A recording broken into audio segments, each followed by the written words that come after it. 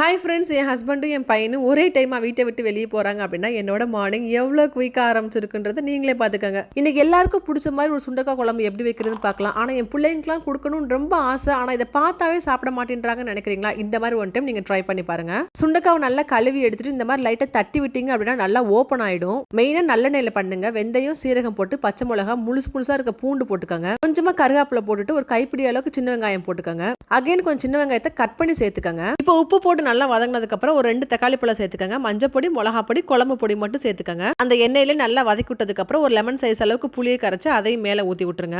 எவ்வளவு கெட்டியா இருக்குன்றத பார்த்து நீங்க டிசைட் பண்ணிக்கங்க. கொஞ்சமா தண்ணி மட்டும் ஊத்தி டைலூட் பண்ணிக்கங்க. இப்ப தட்டி வச்சிருக்க எல்லா சுண்டக்காவதுக்குள்ள சேர்த்து நல்லா கொதிச்சு வத்தி நல்லெண்ணெய் ஃபுல்லா மேல மிதந்து வரணும். அந்த மாதிரி வந்துருச்சு அப்படின்னா உங்களுக்கு வந்து குழம்பு ரெடி ஆயிருச்சுன்னு அர்த்தம். பீன்ஸ் மாதிரி இருக்க காராமணி கட் பண்ண உங்களுக்கு கஷ்டமா இருக்கா? லப்பர் பேண்ட் கூடயே தானே வரும். அதை அப்படியே கழுவிட்டு அதை அப்படியே வச்சு கட் பண்ணி பாருங்க. ஒரு கட்டு காராமணி நீங்க 1 நிமிஷத்துல கட் பண்ணி முடிச்சிருவீங்க. இதுவரை இப்படி ட்ரை பண்ணாதவங்க கண்டிப்பா ஒன் டைம் ட்ரை பண்ணி பாருங்க. ரொம்ப ஈஸியா இருக்கும்பா. எப்பவுமே காரமாவோ இல்ல கசப்பாவோ குழம்பு வைக்கிறீங்க அப்படின்னா கண்டிப்பா நிறைய தேங்காய் பூ போடுற மாதிரி ஒரு பொரியல் வச்சுக்கோங்க. ரொம்ப சூப்பரா இருக்கும் காம்பினேஷன். லைட்டா எண்ணெய் ஊத்திட்டு கடுகு உளுந்து கருவேப்பிலை போட்டுட்டு வெங்காயத்தை தனியா போட்டு வதக்கணும்னு அவசியமே இல்லை. காய் கூட போட்டு வதக்கி விட்டுக்கோங்க. மெயினா தண்ணி தெளிச்சு மூடி போட்டு நல்லா வேக வைங்க. சூப்பரா இருக்கும் உங்களுக்கு. சுண்டக்காலாம் போட்டு குழம்பு வச்சா மூஞ்சி விடியுமா சொல்லுங்க. அதை கொஞ்சம் காம்ப்ரமைஸ் பண்ற மாதிரி மீன் இருந்துச்சு, அதை அப்படியே போட்டு பொரிச்சு விட்டாச்சு. பொரியல் பண்றீங்க அப்படின்னு நிறைய தேங்காய் பூ யூஸ் பண்ணுங்க. வாயில வயிற்றுல இருக்க புண்ணுக்குலாம் ரொம்ப நல்லது. இன்னைக்கு என்ன மாதிரி அவசரமா நிறைய சமைச்சிங்களா? ஐயா இல்லப்பா, இன்னைக்கு வியாழக்கிழமை கிளீனிங் டே வேற, சிம்பிளா வச்சு வேலையை முடிச்சு விட்டோம் அப்படின்றீங்களா? அப்ப என் கூட கமெண்ட்ல ஷேர் பண்ணுங்க. இன்னைக்கு எங்க வீட்டுல நான் என்ன சமைச்சிருக்கேன் பார்க்கலாமா? சுட சுட ஒயிட் ரைஸ், நல்லெண்ணெய் எல்லாம் போட்டு சுண்டக்காய் வத்த குழம்பு, அதோட சேர்த்து காராமணி பொரியல், ஃபிஷ்ஷும் ஃப்ரை பண்ணியாச்சு. அதை அப்படியே பேக் பண்ணி ஆஃபீஸ்க்கும் கொடுத்து விட்டாச்சுப்பா. ஒரு பெரிய மன திருப்தியோட அப்படியே போய் தூங்கிட வேண்டியதான்.